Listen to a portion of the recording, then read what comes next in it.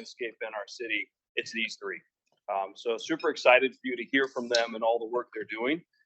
Want to share a little bit about each of these individuals first, just to set the stage. So Tammy Canavan is the president and CEO of Visit Seattle.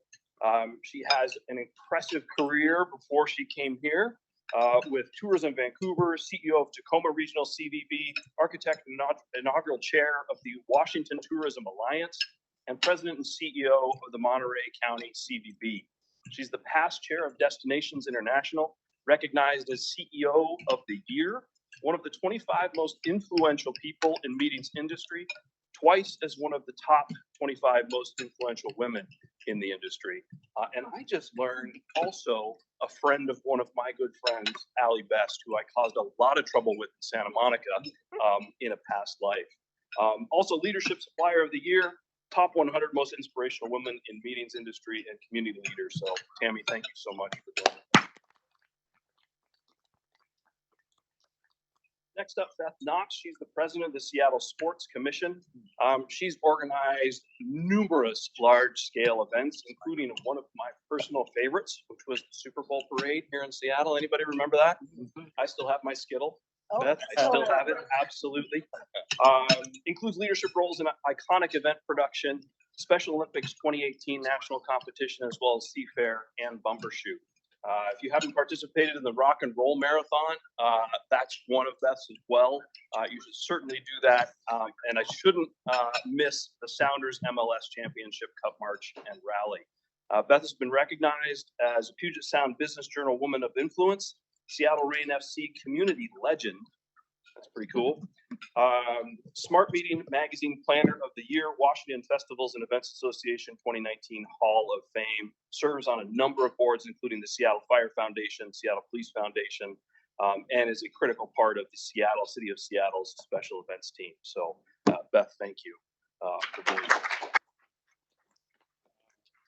Last but not least, Mr. Jeff Blosser, president and CEO of the Seattle Convention Center and owner of a modest amount of debt that you will soon pay off with an incredible new facility.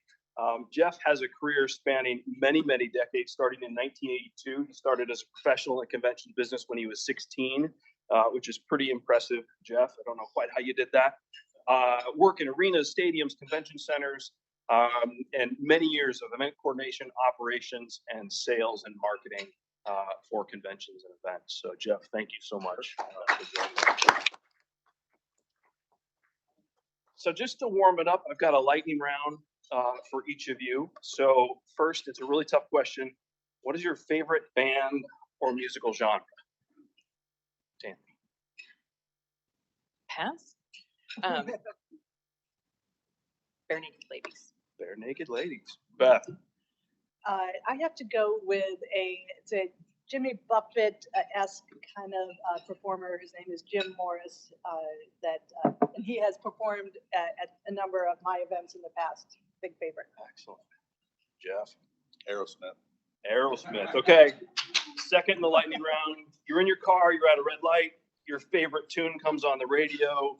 Do you nod your head to the music, tap the steering wheel, or burst into full volume song? All of the above. All the above? Totally on. Beth? I'd have to agree. All the above. For sure. All right. I want to ride with all of you on your next show.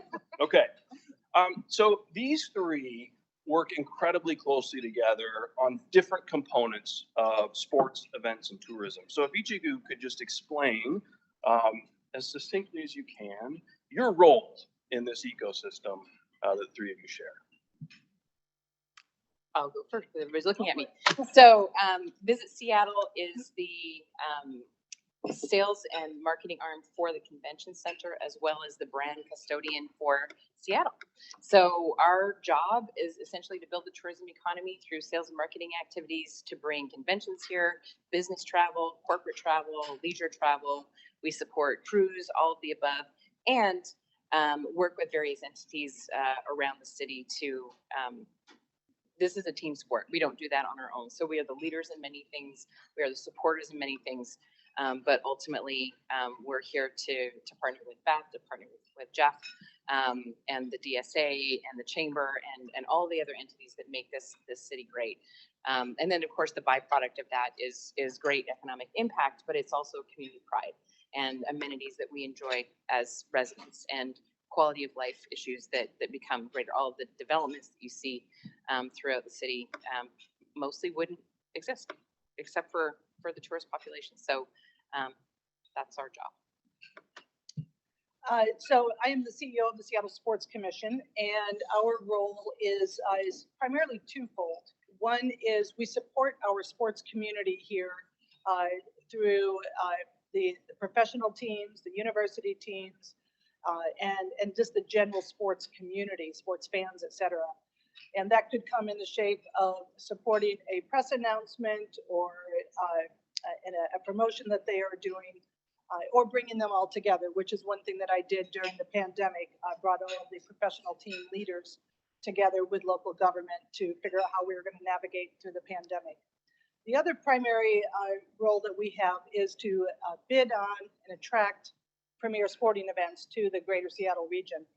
And that is a major focus for us now, and I'm sure you're aware of some of the events that we have that are coming to Seattle. But we really look at it regionally. It's not just Seattle centric. So we are partners also with some of the outlying municipalities, City of Federal Way with the Aquatic Center, or other areas that have a facility or a venue that we could bring smaller sports events to them. So it's really about creating economic development and impact, as well as tourism, which is why we work so closely with Visit Seattle and the Convention Center, and tying these all together. So that's what we do. We supply the space for the most part. So it's really an issue for us is to be able to create a demand generator for conventions so that Tammy and her folks can sell it. And how do we create that as part of the package for the city and be able to present that in a way that makes out-of-town folks want to come, leave their dollars here, and then generate some taxes and economic impact. So, and we do that for national conventions, but we also are a meeting place for local and regional business as well. So I think we supply a couple different options there for folks. One is it's nice to have the 3,000 person convention here, but it's also really nice to have Flower Garden Show here for the residents to be able to enjoy that as a space where they can make that happen. So we kind of have a dual part of that, but at the end of the day, we really are a demand generator, and then we really want to create that economic impact for jobs and tax creation for people when they come and leave their money with us. Pay off your debt. Yeah, exactly. Great. So I have a couple questions for all of you, and I'm going to call one of you out, but feel free to chime in if you have additional thoughts to add. So Jeff, I'll start with you. New convention center is coming online next month. We've got Climate Pledge Arena that's up and running. The redevelopment of the waterfront. I apologize for the traffic. That's one of my projects down there. So just bear with us. We're going to be done soon. That changes the landscape for Seattle. So what does that do to the current state of hospitality, and where do you think we'll start to see significant growth once all those assets are in play? I think it really sets the tone and the stage for what this city is about. And if you can create that for, especially for shows that want to come, we have all the packages. You got the building and the convention center, you have the hotels, you got everything else, but it's really about the attendee experience. And if the attendee wants to come to this city, that really helps the show management be able to do what they need to do. And as much as I'd like to think it's all about the convention center, it's not really all about the convention center. It's really about the city. And so the items that we can do to create a function at Climate Pledge, or have a great waterfront, or make sure that my experience at the airport's easy to get into, those things all help with that. So I think that's where the synergy starts to take place, when all of those things are functioning as good as they can be, and really helps people understand what the community's about and want to come. I would add to that. I'm sorry. Yeah, go. That the variety of offerings here is quite extraordinary. But every time we add something that's a little bit new, it gives us an opportunity to really shine in the marketplace. What we do for all three of us is fiercely competitive. We're all after the same customers. We are, and you're going to ask us about tier 1 cities, right? We are a tier 1 city. I'm just going to lean into that right now. I don't need to ask. Right, some definitions. Check that out. And so, you know, we've got some really great cities that we compete against with a lot of money and a lot of resources to throw at that. Visit Orlando is a much bigger place, but they've got $130 million. It's crazy. They've got over 100 staff people. We don't.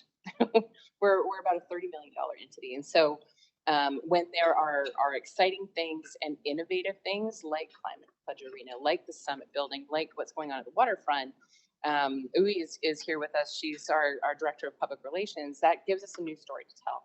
And every time we have something shiny to talk about, we can eclipse the convention center expansion in Denver or whatever's going on in another place. So yes, great for residents, but when we continually improve our environment, when there are exciting things happen, great events coming here, that really helps us make a splash in the marketplace that we can't buy.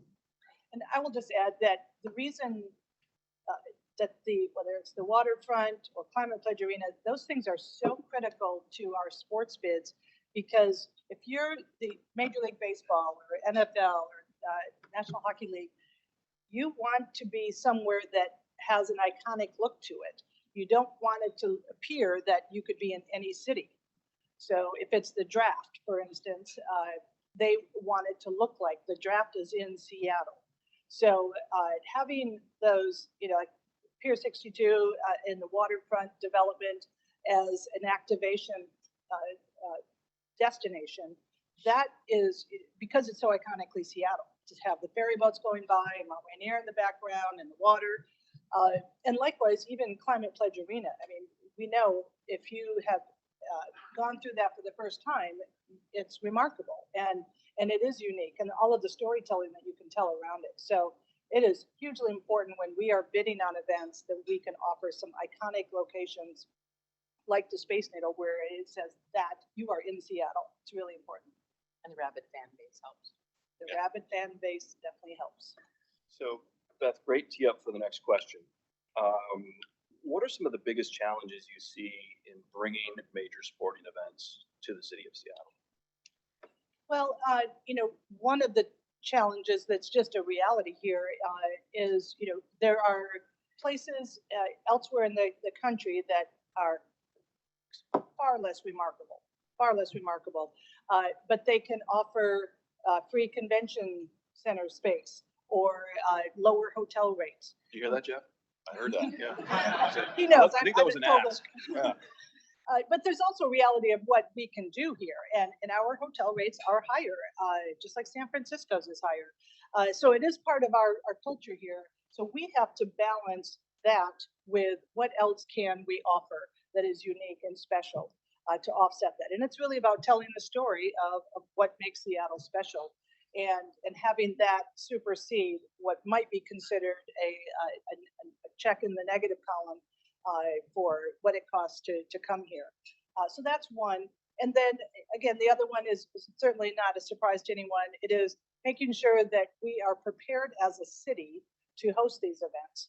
And so from a safety and security standpoint, and you know, having the city feel welcoming, those are big priorities. I will say that and I've been in the events business for over 30 years, and this is the first mayoral administration that I have worked with that is 100% committed to addressing those needs. Now, you know, accomplishing them 100%, well, that it remains to be seen. But their commitment is there, and so we're in a process now of just starting to go down the list and addressing those needs one by one. It won't happen overnight, but MLB All-Star next summer is a great deadline for us to focus on.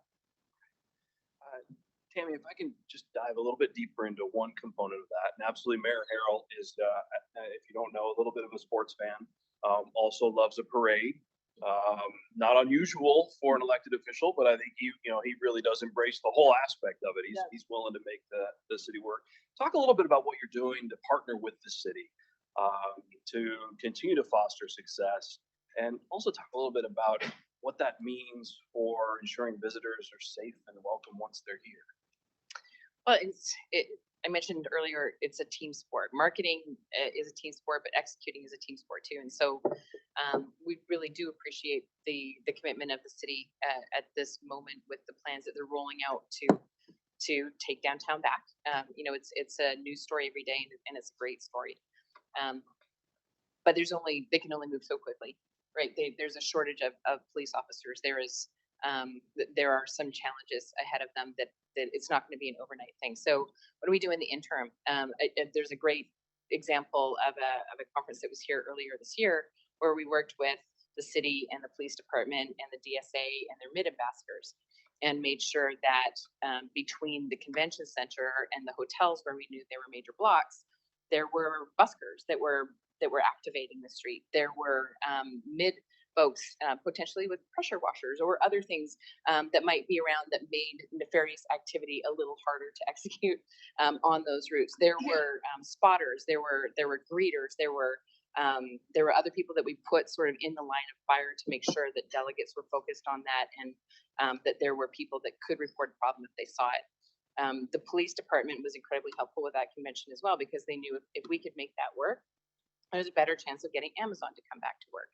More people on the street means more activation on the street. It is a chicken and an egg thing. And until we have more workers downtown and more things going on downtown with the streets filled with people, we're not going to see that 100% turnaround. So we need some of that in addition to the law enforcement, in addition to the social outreach programs and everything else that's going on. The other thing is staying in close touch with them so that we can continue to tell a story of what is happening on the good side of things. The news is excellent at showing you what doesn't work, but there's been a lot of great things going on. So leaning into that. And next year, as we're rebuilding our organization from some COVID layoffs, one of our priorities will be public affairs and community engagement, where we can lean more into being really great partners with the DSA and with the chamber, with the city, with other organizations, and also making sure that we're bringing the voice of the customer forward, right? When there's great things, we want to bring that praise forward, but I also collect complaints from hoteliers and have a file of those so we can consistently forward those through to the city and others that can do something with it so that they're aware of what's happening on the street on a day-to-day basis. Great. Jeff, one more layer to this, and assume the mayor's listening. The mayor's always listening. Safe assumption. What's the best thing the city of Seattle could do to improve tourism, support the convention center, major sporting events? And what's your biggest frustration? And I'll qualify that by saying you cannot ask for a refund on permit fees, and you've already spent the money to study the I-5 lit. That's right.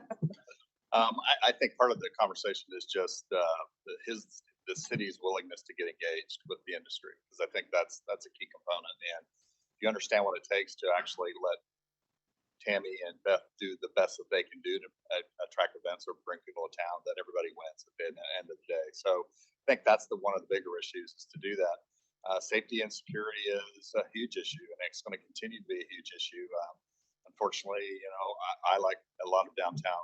We spent $100,000 on broken windows this year. So it's one of those things that you need to have that realization and understanding. And I really appreciate the mayor's war on graffiti and his ability to start doing it. We just had him in the building on Monday, and it was nice for him to be able to be pretty high up and see a lot of stuff that's going on around the convention center, and just have that conversation about what it takes for us to be successful and how the city can help us with that.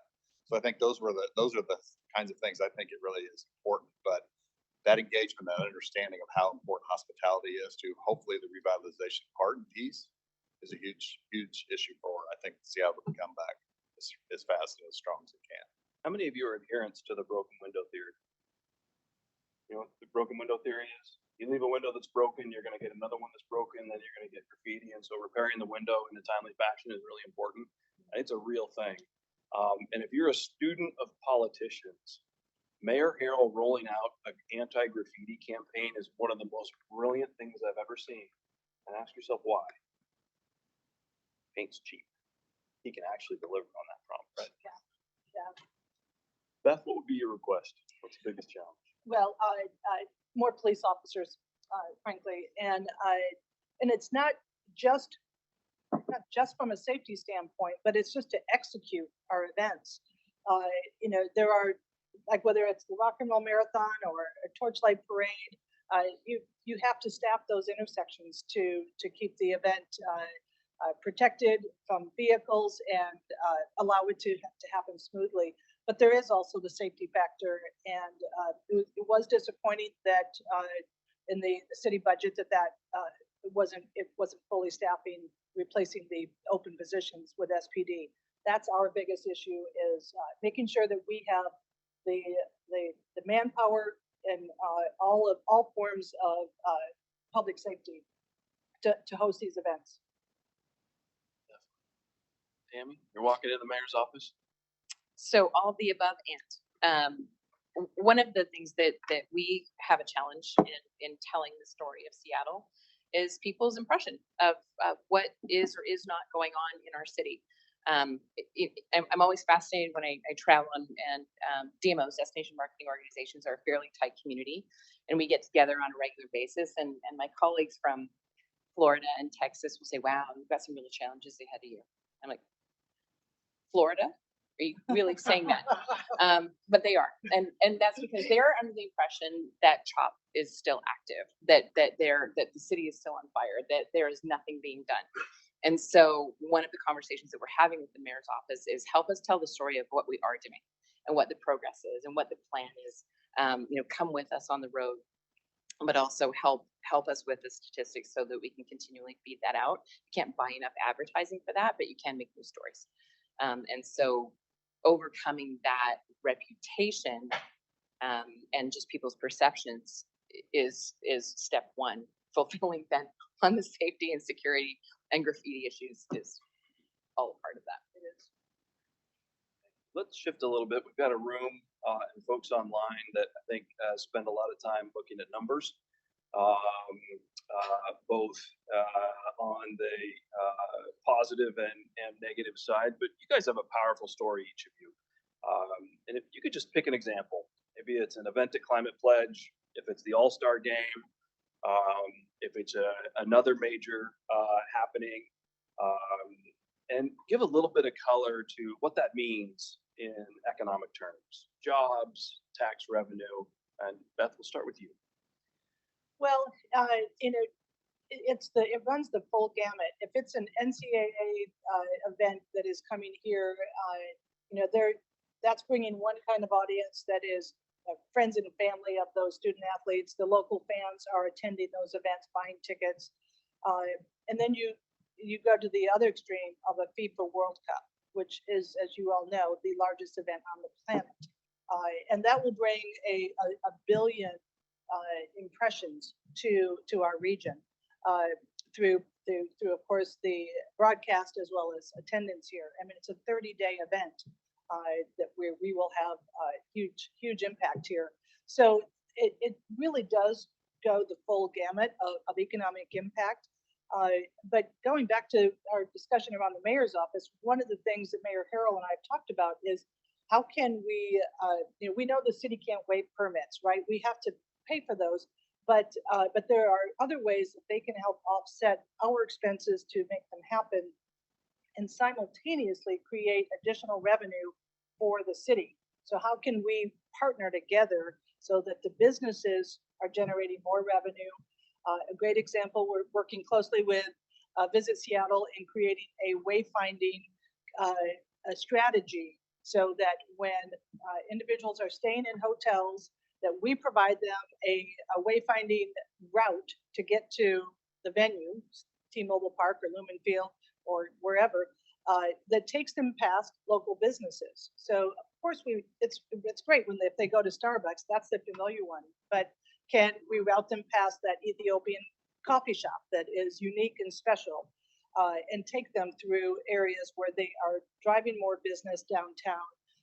The businesses are then generating revenue that they're paying taxes on, and everyone wins.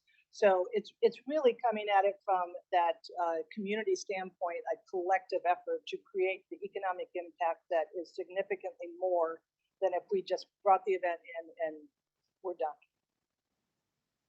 Tammy, you spend a lot of time looking at hotel rooms and occupancy rates. Can you talk a little bit about how important that is and how that translates to the local economy? Yeah. So overnight visitors are our target. Sure, we like day visitors, but overnight visitors spend more. The farther away they come from, the longer they stay and the more they spend generally. And conventions are a particularly attractive piece of business because we can put them into need periods. So places where we need the revenue. A December is a much more exciting time to land a convention than July, for example. So incredibly important. The hotels are clearly the key element of that. We can't book a convention if we can't get the room blocks. We can't book an all-star game if we can't get the room blocks. And I can tell you the work that we've done together in securing room blocks for all-star and for FIFA, those are smack in the middle of the summer. So we also have cruise passengers and other things going on. And so it really needs to be a very collaborative effort in working with the hotel community. The filling those hotels makes an enormous difference, particularly with Jeff and me, because that's where our revenue or the bulk of it comes from, is from hotel tax. That's how we're funded. That's how we feed the economic development machine. In 2019, and I'm going to use that as a banner year because the last 3 years have not been quite as fun. We had almost 42 million overnight visitors in Seattle. That's a lot of people. 42 million visitors, 22 million of them overnight. They spent 8.1 billion with a B dollars. It's a lot of money that helps. That was 837.5 million in local taxes, and more than 80,000 jobs were supported just by tourism alone. And that's convention travel as well as leisure travel, et cetera, et cetera. So the economic impact is important, and I'm sure we know that the city and the county and the state all noticed during COVID when there was not that revenue. So, and Jeff really noticed because that's also what's funding the convention center expansion as well as our operations and marketing, et cetera, et cetera. So that's important, but it's not just about the lodging tax either. Don't forget that those are employers. So there's other taxes that are being paid by those businesses. There's sales tax that's being generated by those hotels. They operate restaurants, they employ people, and they pay property tax as well. So hotels are actually, I'm sure there's a few owners in the room or developers, an incredibly important piece of our economy no matter what. So it behooves us to keep them healthy, Beth, keep those rates up. We like that. That helps all of us, and it helps us target the kinds of groups that we want to have in Seattle as well. So we don't want to price everybody out of the market. That's unlikely to happen. People are still going to travel in the off season. There's always going to be a deal. But the more revenue we can generate for those properties, the better off we all are as a society. And that then feeds underserved neighborhoods, and that feeds distribution of people around the area. It helps us get people around King County and share that wealth as well. So if there's anybody in the room that would like to build another hotel in the downtown core, that would be super swell. Because we All in favor? in filling now 2 convention centers in a downtown core, I predict we are going to have some challenges with room blocks, and we can't fill the centers and have the special events without enough rooms. So fill some place, that'd be awesome. And Jeff will help with permitting. Yep, we'll all help. Yes. So big events, high ticket concerts, conventions tend to cater to more affluent folks, but each of you are actually doing some unique things to ensure there's equity in each of your programs. And Jeff, I want to pick on you on this one. We're on the traditional lands of the Coast Salish peoples here in Seattle. And at the convention center, you have a pretty robust park program. If you could talk a little bit about what you have done, who you've worked with on that, and what we can expect to see when that facility opens. We have. So the convention center, most public entities have the required 1% for art.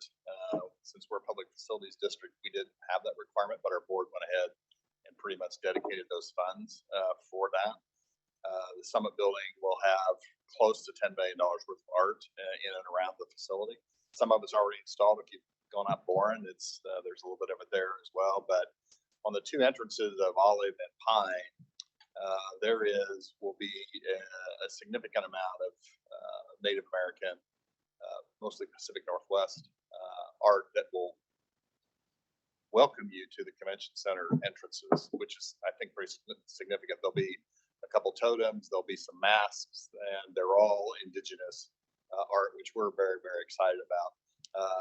Kath Brunner, if everybody knows of that name, she used to work with For Culture, was really the help that we had, and she's very vested along with Marjorie Arnson, if you know Marjorie. So we really got folks who understand what the art is, how it will be integrated into the building and be part of the facility, so people will not only have a great meeting, but we'll be able to enjoy and hopefully understand a little more about what the Northwest is all about. We think that the art is a perfect way to do that.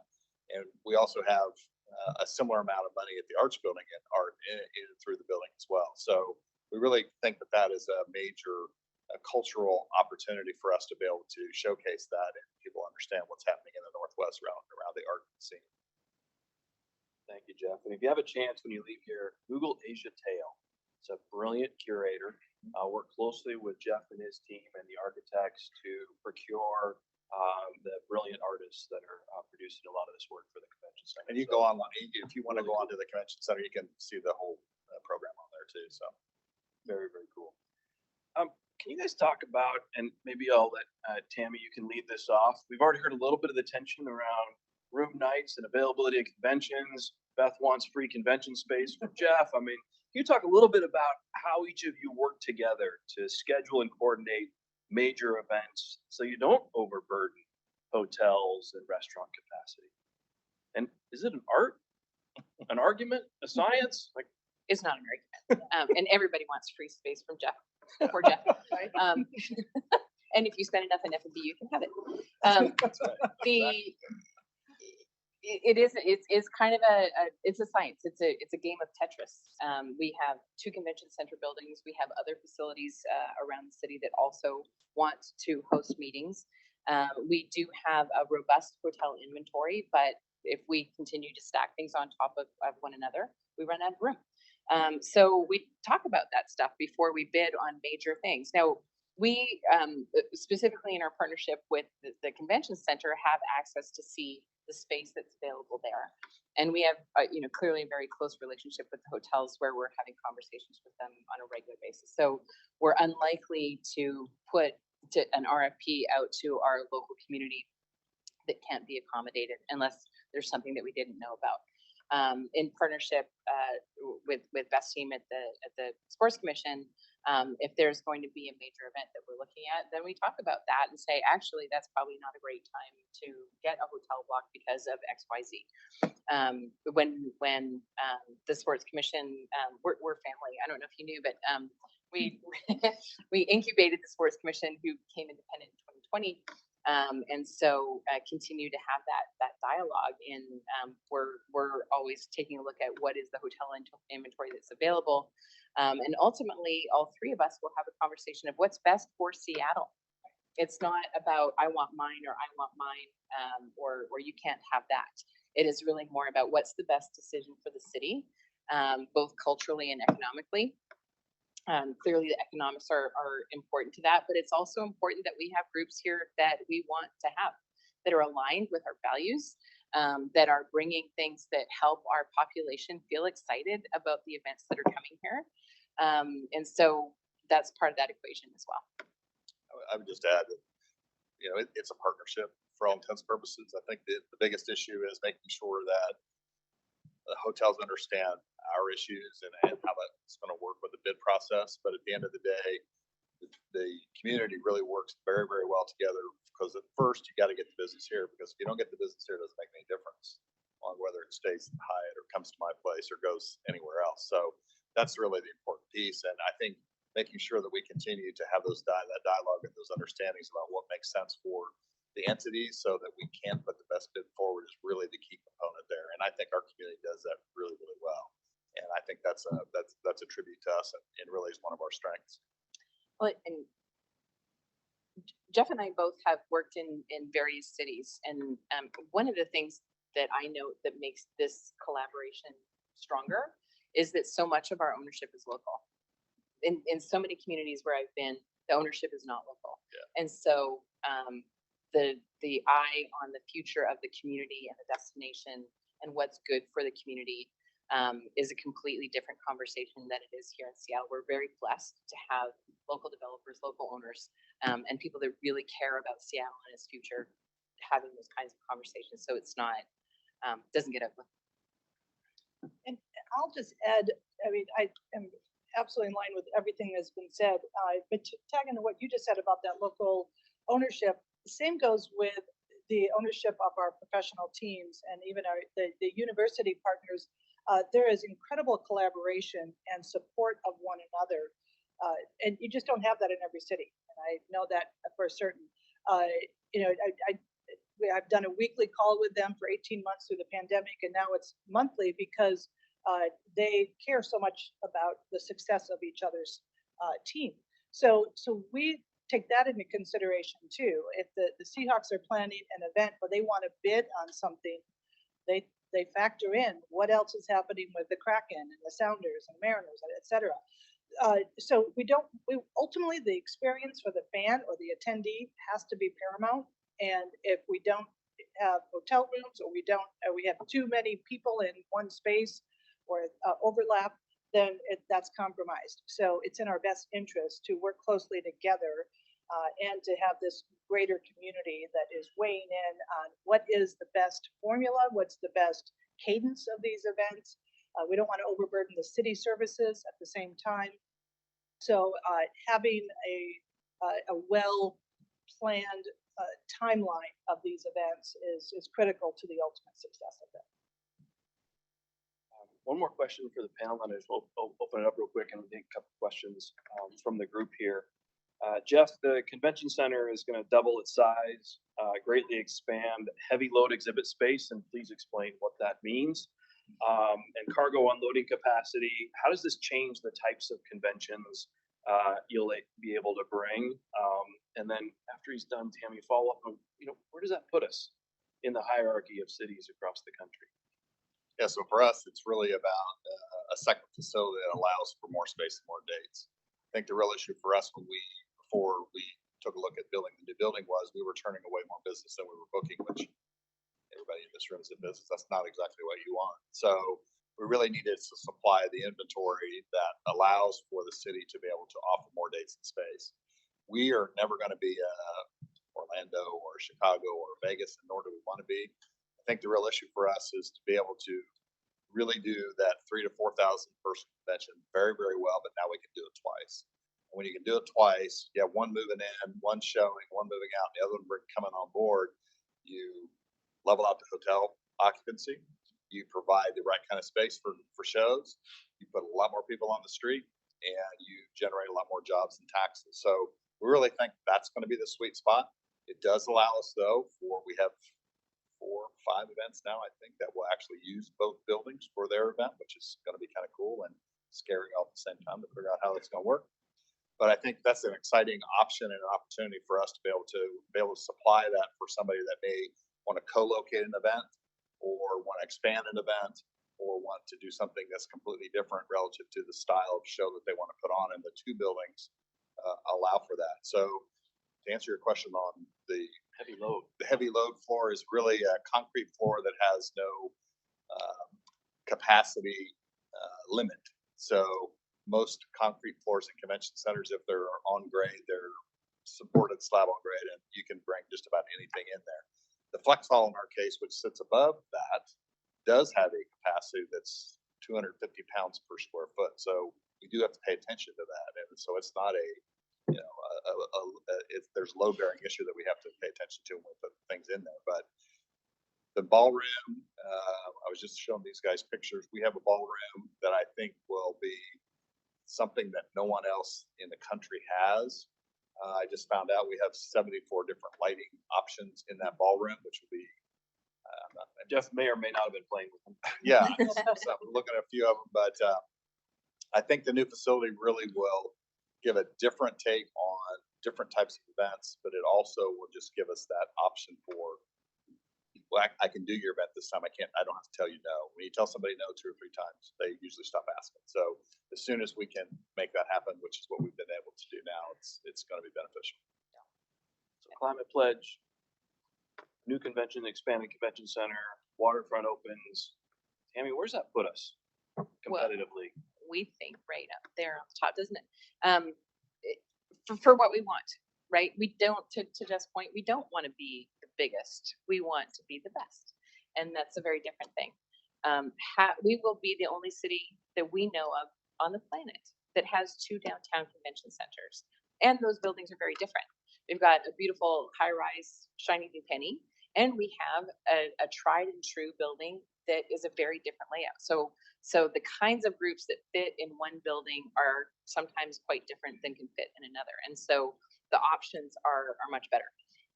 All of that stuff going on, plus all of the other assets. Yes, there's a lot of new development in the rapid transit and accessibility with airlift is excellent. Our proximity to Asia Pacific is great. We have great partnerships with the port. We've got cruise, we've got ferries, we've got mountains, we've got outdoor recreation, we've got world-class attractions, we have amazing restaurant scene.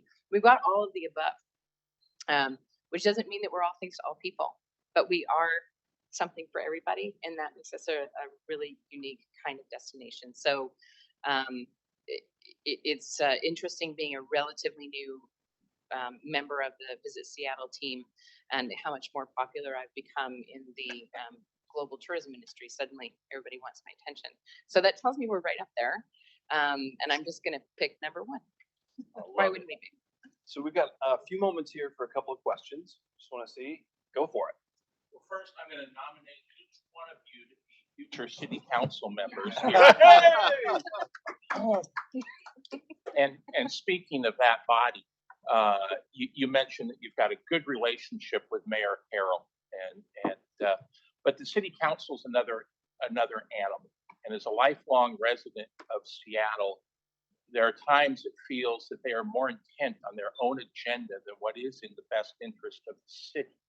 So what's your strategy in working with the city council, especially solving some of the problems we've had over the last 5 or 6 years, where people don't think, okay, what am I going to do this weekend? You know, I'm just going to Bellevue because there's free parking, it's safe, everything I need is there. If I walk around a corner, I'm not faced with potential danger. How do you approach that so that not only people who grew up here, live here, but people from surrounding areas go, let's go downtown, not just for an event, but just to come downtown? Great question. Who wants to take that one first? Well, I think from a convention center standpoint, we got to continue to tell the story, the importance of why we are part of the community and the reason that the city council needs to understand how we can contribute to that.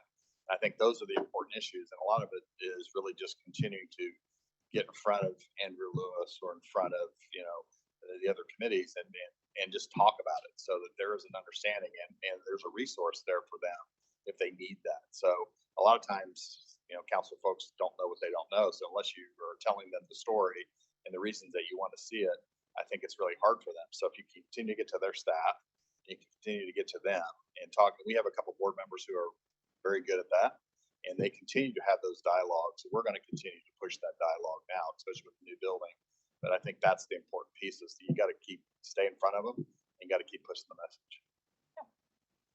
I would just agree with that it's an intentional outreach to communicate that story and the data that they then need to make their decisions or to go back to their committees. We can't let up on that. We can't wait until the next election cycle. We have to continually be educating them and improving our stories with the data. I think we could all give some shout outs to council members Nelson and Lewis. Yes. They both have leaned in proactively to all 3 of our areas of expertise to see how they can help support and have been quite proactive about that. It is education, but it's also developing relationships and taking the time to help them understand where we're coming from. Great. Got time for one more question.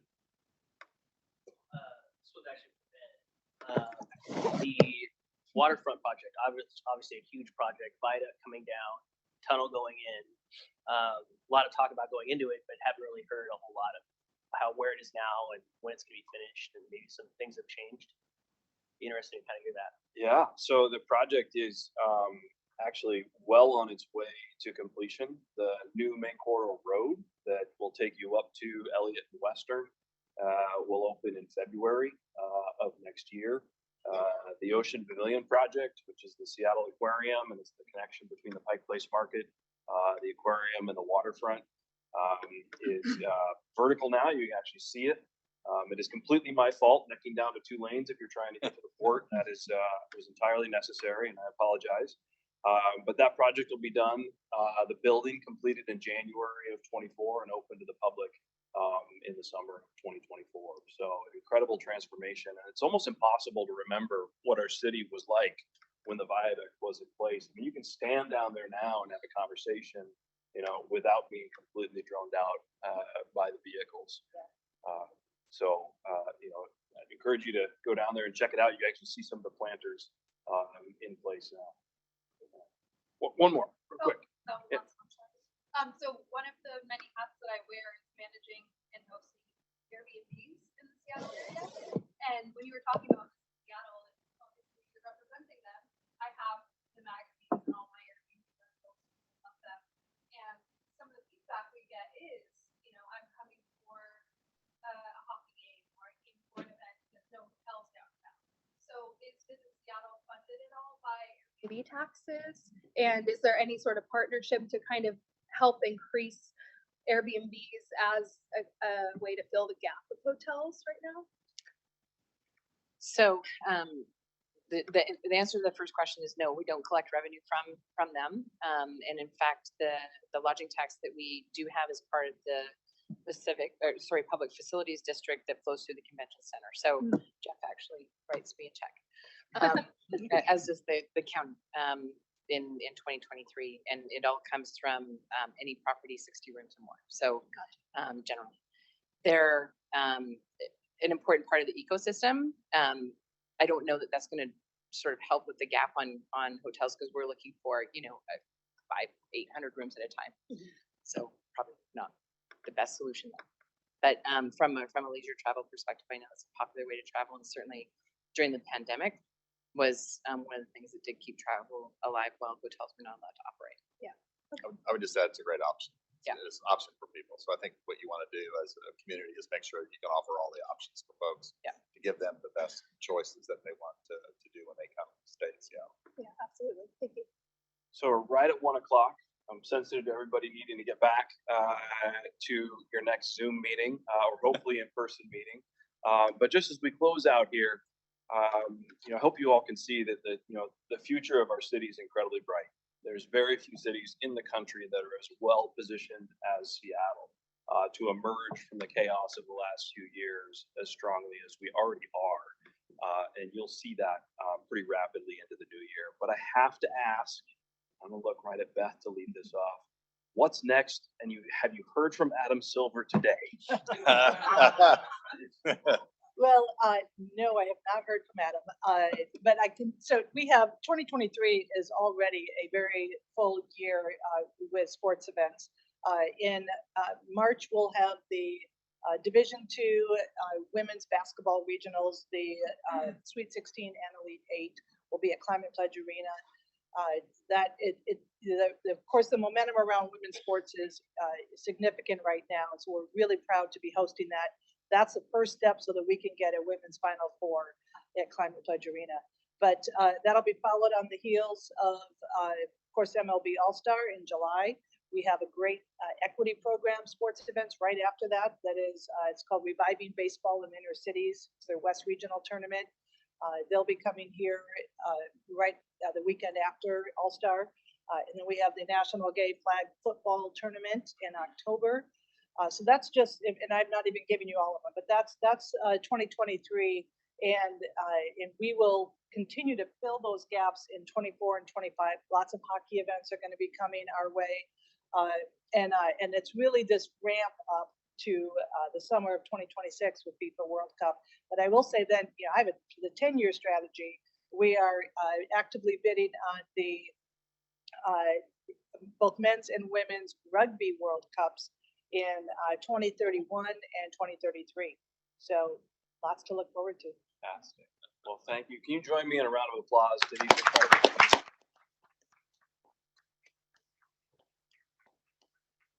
So grateful for you taking the time today, and the three of you are literally doing the work that brings Seattle to the world stage. So very much appreciated. Another round of applause.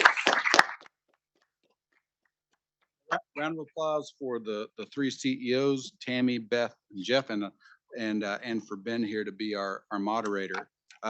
Just a few closing thoughts. I think there's a lot of negative news out there that you can open up on your phone every day.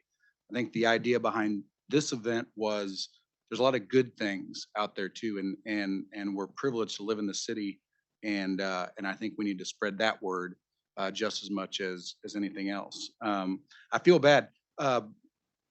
Our sponsor for the event, those of you that are doing this virtually, you don't get the same benefit of being on the 49th floor overlooking the water. But Scott Borth is here. He works for Perkins Coie, and he's one of our champion sponsors for Washington Mortgage Bankers Association, for Income Property Group in particular. So a round of applause for him donating the space today.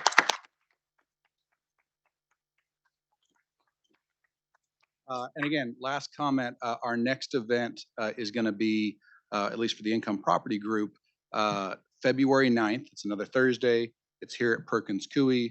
It will have a virtual option, but again, we're trying to promote as much in person as we can, even though 50 people online is a nice get. But that's probably because of the CEOs more than anything else. But I appreciate you, Ben. But that one is, again, Matthew Gardner. He is the chief economist for Windermere. You see him if you open up LinkedIn at any hour of any day. But he is a fantastic regional economist, and we're going to have a lot of people in this room, a lot of people online. It's going to be a good event. So, but again, appreciate everybody joining today, both in person and virtually. And again, thank you again to our panel. All right. Y'all have a great one.